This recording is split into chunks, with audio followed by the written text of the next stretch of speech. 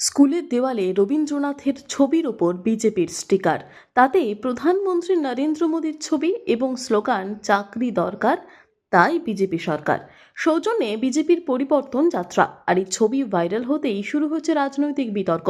ভোটের মুখে প্রশ্ন উঠছে, বিজেপি কি বাংলা বিরোধী?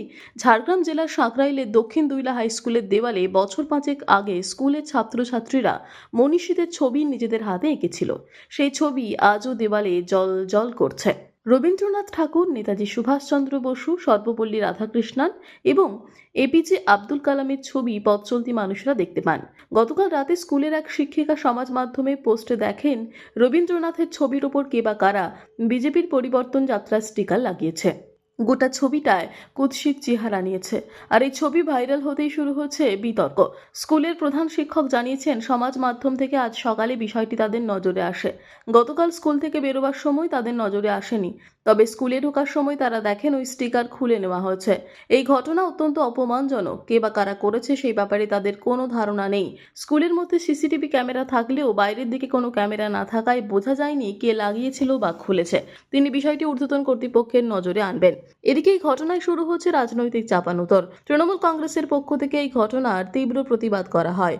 রাজ্যের খাদ্য প্রক্রিয়াকরণ দপ্তরের মন্ত্রী অরূপ রায় বলেন, বিজেপি বাংলা সংস্কৃতির সঙ্গে জড়িয়ে নেই, ওরা বাইরের দল। নানা সময় বাঙালি মনীষীদের অপমান করেছেন প্রধানমন্ত্রী। কিছু অশিক্ষিত লোক বাংলায় বিজেপি করে, তাদের থেকে এর চেয়ে বেশি কি আর আশা করা যায়? তবে বিজেপির পক্ষ থেকে তাদের বিরুদ্ধে ওঠা যাবতীয় অভিযোগ অস্বীকার করা হচ্ছে।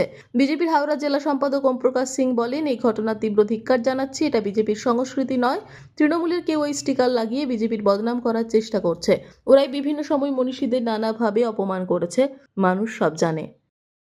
এই ব্যাপারে তো কারা লাগাতে পারে এটাতে কিছু বলা যাবে না, যেহেতু ম্যাক্সিমাম টিচাররা সবই স্কুলের মধ্যে ছিল। বাইরে কে লাগিয়েছে এটা তো আমরা বলতে পারবো না।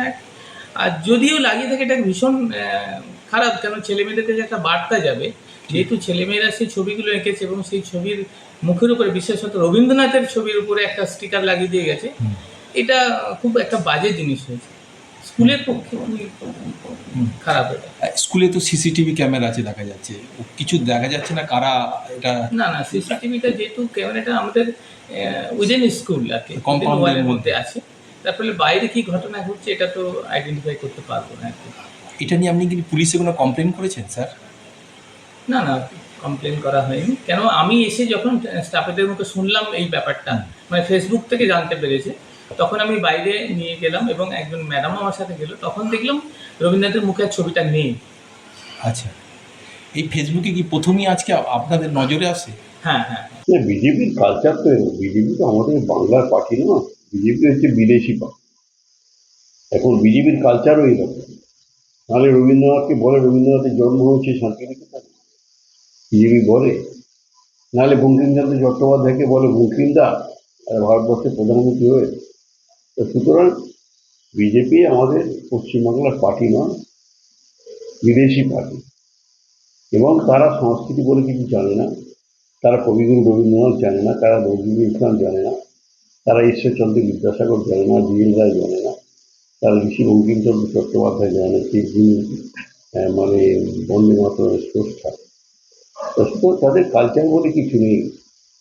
অশিক্ষিত বর্বর কিছু লোক তারা এই পার্টি করে, পাতাখোর, গাঁজাখোর, সুদখোর, চোর, ছিনতাইবাজ, এই সমস্ত লোকেরা।